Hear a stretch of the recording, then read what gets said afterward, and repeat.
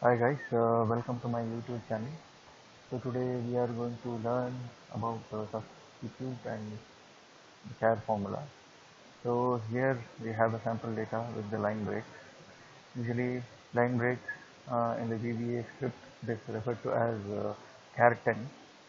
So we are using substitute and replacing the char which is the line break in the sample data provided, and we will replace it with a comma and a space. So here I am let us start. So in substitute, the text, the whole text which I want to replace is in the cell, and the actual text in the cell which I want to replace is the char 10. As I mentioned, it is the line break.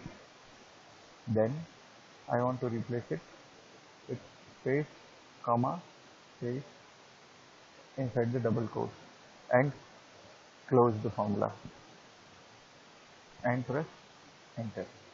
Now you can see the sample data which was vertical and had line break has got replaced into space, comma, space, and it is a very pretty simple formula.